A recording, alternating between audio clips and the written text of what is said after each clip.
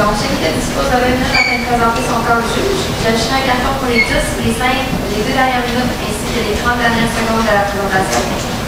Lors des 10 dernières secondes du discours, j'indiquerai à l'aide des 2 mains le nombre de secondes restantes. Si vous avez terminé votre présentation après 20 minutes, elle sera arrêtée afin de passer à la période de questions. La période de questions d'une durée maximale de 5 minutes est allouée au jury à la fin de la présentation. Et veuillez noter que vous ne pouvez en aucun temps dévoiler le nom ou la provenance de votre université.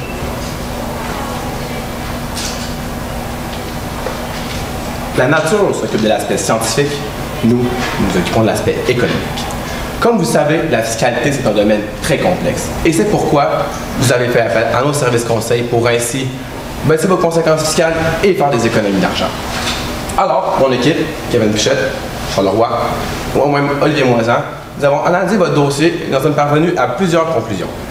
Alors, durant cette séance, nous allons aborder la meilleure planification fiscale pour vous, l'acquisition de Eurolife, de la franchise Eurolife, le transfert que nous avez demandé d'effectuer considérant l'immobilisation dans une autre société, votre retrait de la société Mélanie,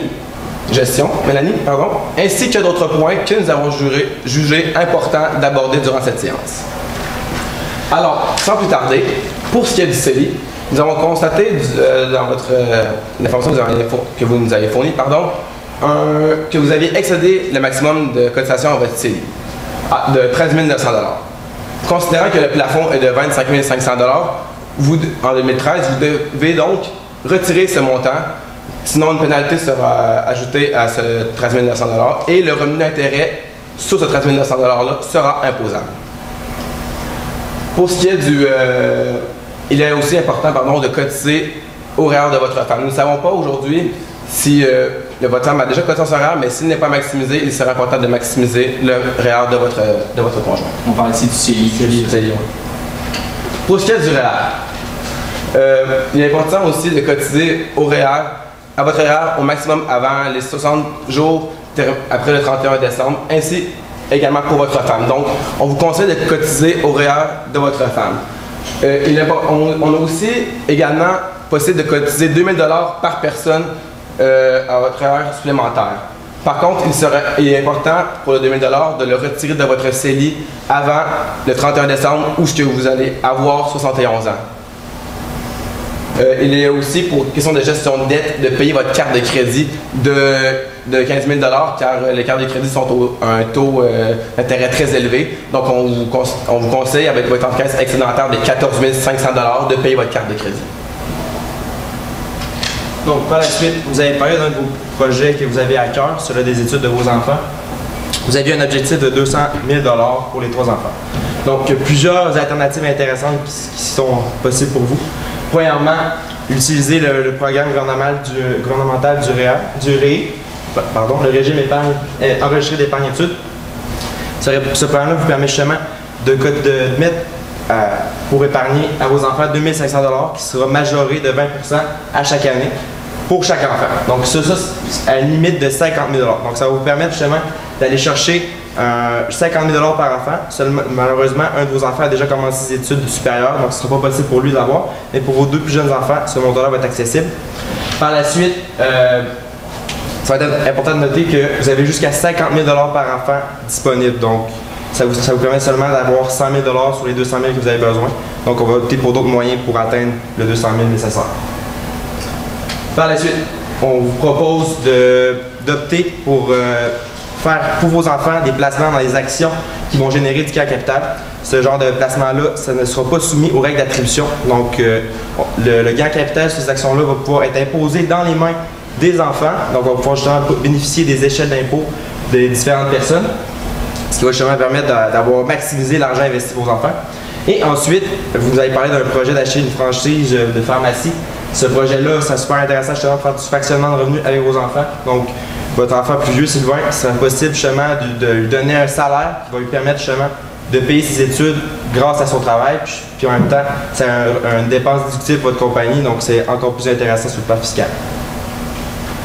Bon, par la suite, justement en parlant du projet de pharmacie que vous voulez, la franchise de pharmacie que vous voulez acheter, il y a, excusez-moi, c'est un projet très intéressant. Par contre, un projet comme ça, de société, il y a une notion en fiscalité très intéressante au niveau de l'exemption sur le gain en capital de 750 000 qui s'applique sur des APE, des actions admissibles de petites entreprises.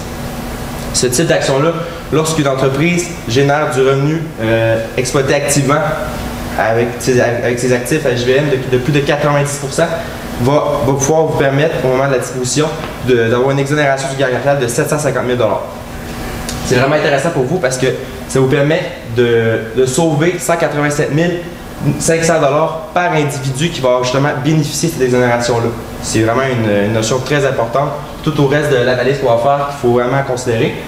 Par la suite, justement, donc ça va être important la méthode qu'on va choisir pour structurer l'acquisition va devoir vraiment avoir en tête d'utiliser cette exonération-là. Donc, premièrement, au début, la franchise, ça risque sûrement pas d'être rentable, le temps d'acquérir votre clientèle, tout ça. Donc, au début, la première étape, si vous faites l'acquisition, ce serait important de l'acquérir, d'avoir le statut d'entreprise individuelle. Ce statut-là, dans le fond, c'est que vous allez acquérir la franchise en main propre, vous-même, sur une entreprise individuelle. Ça va vous permettre d'utiliser vos pertes immédiatement dans votre déclaration de revenus. Vu que vous êtes déjà imposé au taux marginal le plus élevé, justement, ces pertes-là vont pouvoir être utilisées dans un entité antérieur, ce qui serait très avantageux pour vous. Aussi, c'est la méthode la moins coûteuse. Les frais de gestion, les frais de compensation, c'est les moins chers. Donc, c'est vraiment l'option idéale pour un commencement d'entreprise. Par la suite, lorsque la franchise va être développée, que justement vous allez avoir généré suffisamment de revenus, que vos revenus vont excéder vos besoins, dans le fond, tout ce que vous versez en salaire, quand tout ça va avoir été comblé, puis que vous allez pouvoir laisser de l'argent dans la compagnie, ça va être le moment idéal pour justement incorporer la société. Le fait d'incorporer la société, ça va justement permettre d'utiliser l'exonération qu'on a parlé tout à l'heure et aussi de faire le fractionnement avec vos fils qu'on a parlé tout à l'heure et d'utiliser la DPE, un taux d'impôt inférieur de 17%. Et de laisser justement l'argent, une fois taxé dans votre société, qui va générer du revenu. Donc, ça va être vraiment l'option idéale à ce moment-là. Donc, justement, on atteint l'objectif d'exonération et de fractionnement. Bon, par la suite, c'est ça. Par la suite, il y a deux options viables pour vous une fois que l'incorporation va être faite. Ça va être justement parce que là, dans le fond, vous allez avoir la franchise dans une société, mais après ça, qui va avoir la société, comment ça va se passer, c'est justement ça qui va être intéressant à discuter. Donc, premièrement, si vous ne voulez pas diluer le contrat avec votre femme, vous voulez vraiment rester 100% tout seul dans ça, et qu'on veut justement maximiser l'utilisation de l'exonération capitale, ça va être important à votre testament, dans le fond, de mettre la société comme exclusive au conjoint, dont les bénéficiaires du capital action seront les enfants. Cette petite notion-là vous permet justement d'utiliser l'exonération du capital sur chacune des personnes qui vont être bénéficiaires de cette société-là. Donc, si vous mettez vos 3 enfants dans l'actionnariat, ça vous permet justement d'atteindre une exonération sur gain capital de 3 750 000 $. Ça fait quand même une somme très intéressante pour vous. Là. Puis, c'est ça, dans le fond, c'est qu'au moment de votre décès, les actions vont aller à votre femme va recevoir les revenus jusqu'au moment de son propre décès. Ils vont avoir une autre disposition réputée et vos enfants vont pouvoir justement avoir les actions en main propre une fois toutes ces étapes-là franchies. Par contre, c'est une méthode un peu plus compliquée, là, puis il faut attendre au décès pour que votre femme ait les actions. Donc, c'est pour ça qu'on a aussi l'option numéro 2. L'option numéro 2, c'est d'inclure votre femme dans l'actionnariat de la société. Cette solution-là, ce serait de mettre 50-50, votre femme et vous, dans la société. Ça se fait sans aucun impact fiscal pour vous, puisqu'on va pouvoir rouler les actifs que vous détenez personnellement et ainsi obtenir des actions privilégiées de gel, si on veut, donc des actions non votantes, non votantes à dividendes non cumulatifs d'environ 1% mensuellement pour justement avoir un maximum de flexibilité au niveau du remboursement, au niveau du versement des dividendes.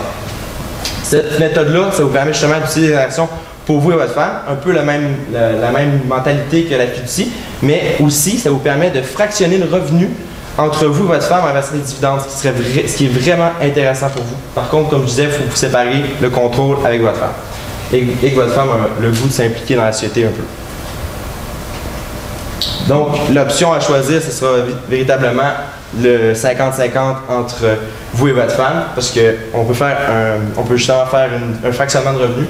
Même votre femme va pouvoir travailler dans la société. Actuellement, elle est à la maison. Mais si elle fait juste un du temps partiel ou quelque chose comme ça, on va justement avoir un petit revenu qui va justement permettre encore le fractionnement, comme on disait, pour profiter des échelles de taux d'imposition. Donc, on va laisser pour les transferts de l'immeuble dans une société. Donc, pour ce qui est du transfert de l'immeuble dans la société, nous allons simplement créer une nouvelle société et transférer cet immeuble selon l'article 85. Donc, pour ce qui est, on va commencer avec le terrain. Donc, pour ce qui est de choisir la somme convenue, pour avoir aucune conséquence fiscale, nous avons décidé de fixer la somme convenue au PBR, soit à 53 000 $. Donc, cela va nous apporter un produit de disposition de 53 000 $, PBR à 53 000 $, donc aucune conséquence fiscale pour ce qui est du transfert du terrain. Pour ce qui est de l'immeuble, c'est un peu plus compliqué. Pour avoir aucune conséquence fiscale, nous devons fixer la somme convenue au moindre du PBR ou de la FNAC, donc la fraction non amortie du coût en capital. Donc, puisque dans le cas, le plus bas des deux était la fraction non amortie du coût en capital, nous avons donc décidé de choisir une somme convenue de 564 000 $, pour ainsi transférer l'immeuble dans la société avec aucune conséquence fiscale, donc pas de récupération d'amortissement. Et la perte en capital, bien sûr, sera réputée nulle puisqu'elle est sur un bien amortissable. Vous aviez aussi mentionné comme troisième transaction à effectuer après l'acquisition de votre franchise, de même que le transfert de votre immeuble locatif dans une deuxième société de gestion pour protéger la société de gestion que vous avez présentement, de vous retirer de la société de gestion de votre sœur Gestion Mélanie. Étant donné que vous possédez déjà des sociétés de gestion, il y a trois différentes stratégies ou transactions possibles à effectuer. La première est un rachat des dividendes directement par la société de gestion. La deuxième est une vente en main propre à votre sœur Mélanie. Et la troisième serait un transfert, encore une fois, avec l'article 85 à votre société de gestion, suivi d'un rachat. Si on passe les transactions en revue, la première qui correspond à un rachat des dividendes par la société de gestion directement, vous occasionnerait un dividende de rachat, un dividende imposable de 9 500 $. Imposable à 48,2 % puisque votre revenu annuel de salaire est de 150 000 $ minimum pour les 3 dernières années. Donc, on présume que tant que vous n'aurez pas votre nouvelle franchise, votre salaire va demeurer le même, ce qui vous apporte un impôt d'environ 4 800 $. Si on passe à la deuxième possibilité, ce serait de vendre directement les actions en main propre à votre sœur. Cette option-là peut être intéressante parce que ça vous crée ce qu'on appelle un gain en capital qui est imposable uniquement à la hauteur de 50 %.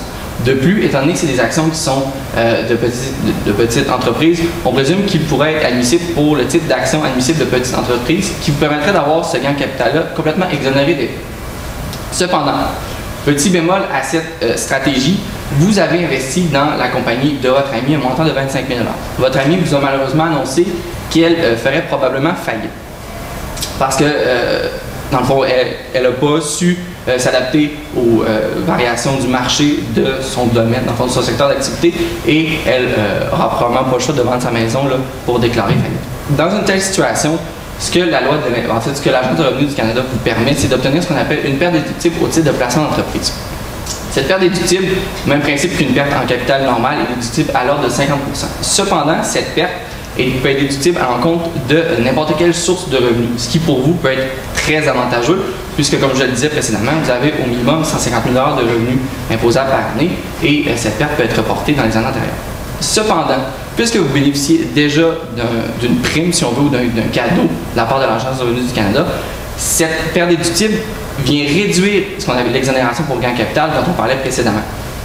Cette exonération, en fait, normalement, si vous aviez un gain en capital qui était supérieur à cette perte, la portion supérieure pourrait bénéficier d'exonération pour gain en capital. Cependant, le gain en capital que vous avez présentement, gain en capital de 9 500 $ versus un gain en capital imposable de 4 750 $, puisqu'il est inférieur à la perte que vous détenez de 12 500 $, ce gain ne peut être exonéré d'impôt.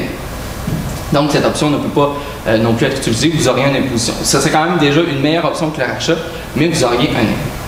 Présentement, étant donné que vous détenez déjà une société de gestion, ce qui peut être très avantageux, c'est de procéder encore une fois à un roulement selon l'article 85. Vous pourriez utiliser vos actions, en fait les actions que vous avez, les transférer à votre société de gestion en échange d'actions de cette même société. Et par la suite, votre sœur pourrait procéder à un rachat des actions, ce qui crée un dividende. Cependant, ce dividende est intercompagnie, ce qui le rend non imposable. Et malheureusement, au moment où vous allez le sortir dans vos poches, ce dividende va être soumis à un impôt.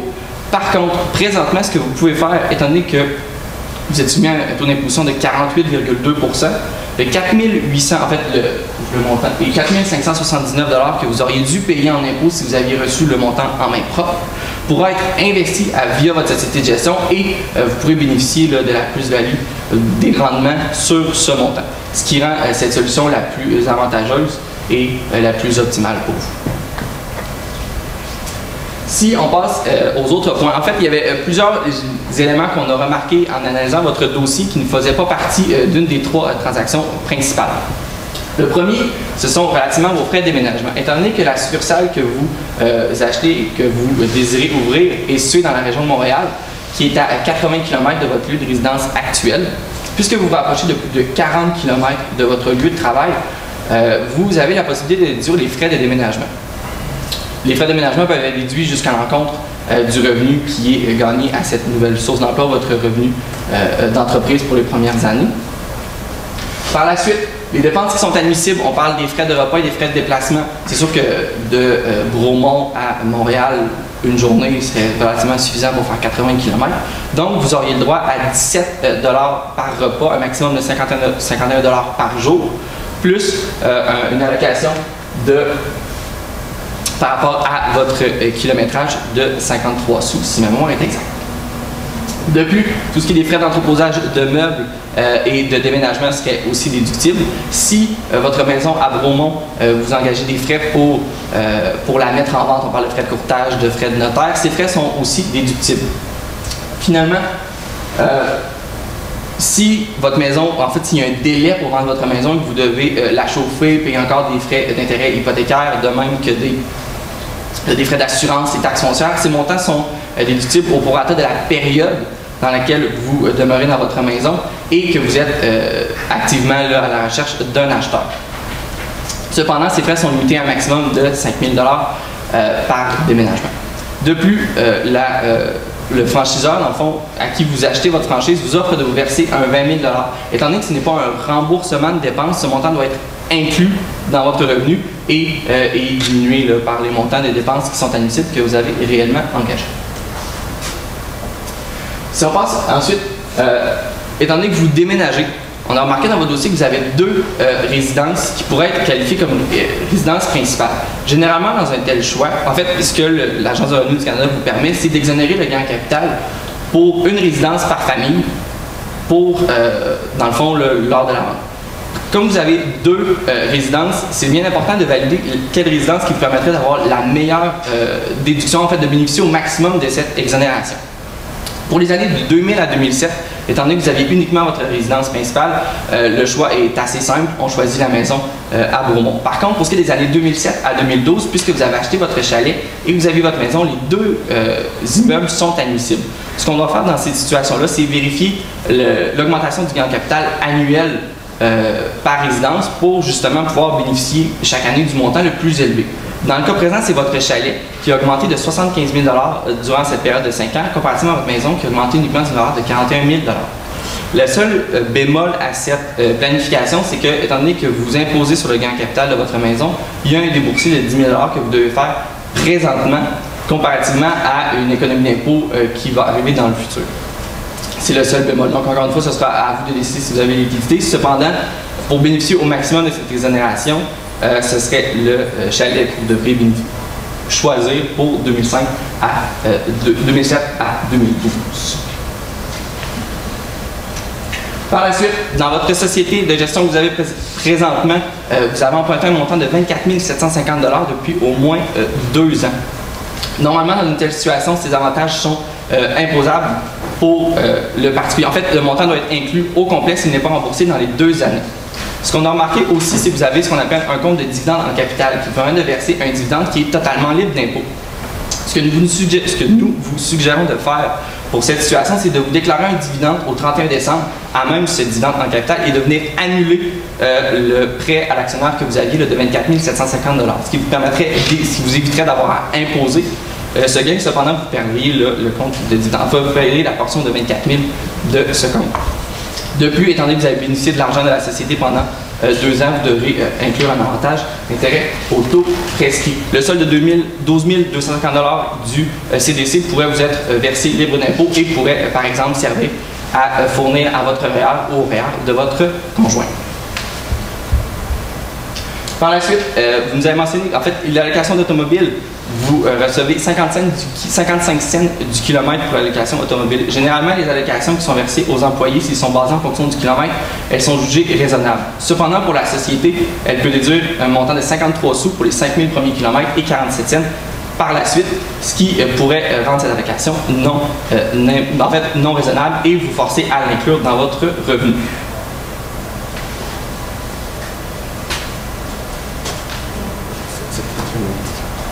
On est prêt à répondre à vos questions.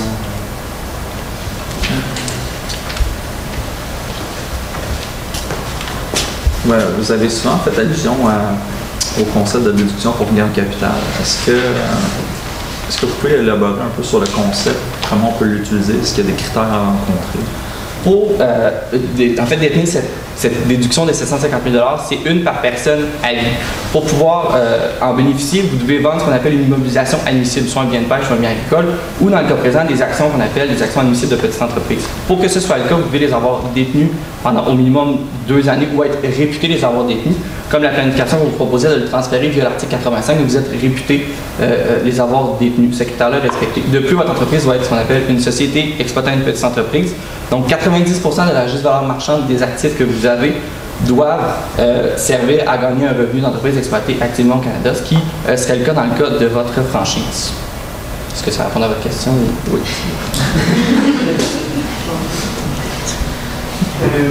Si je comprends bien, au début, vu que je fasse une entreprise personnelle, il n'y a pas des risques de poursuite. Si quelqu'un, c'est pas moi personnellement qui est responsable dans ce cas-là.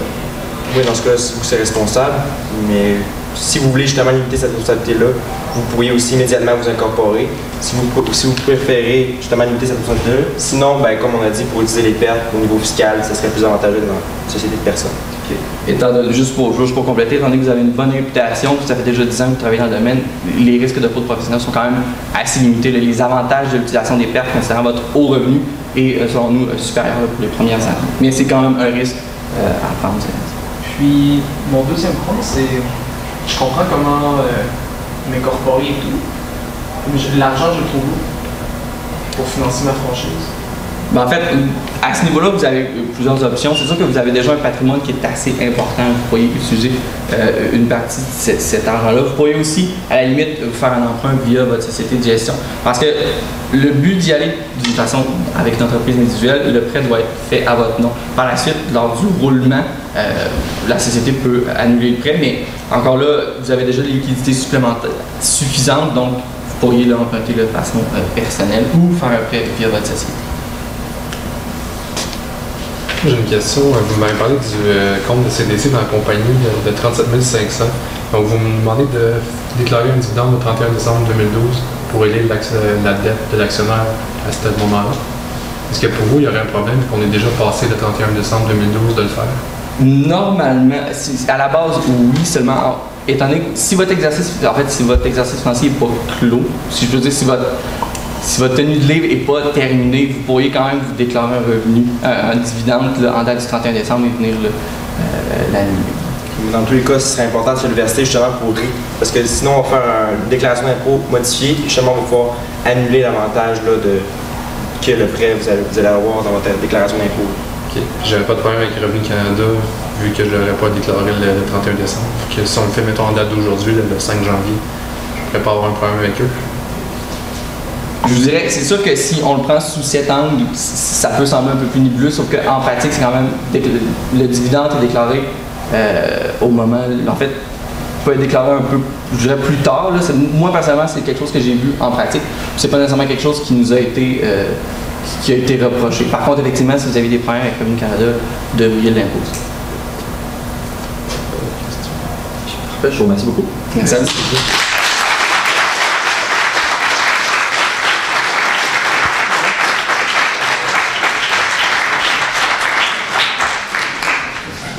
Activité.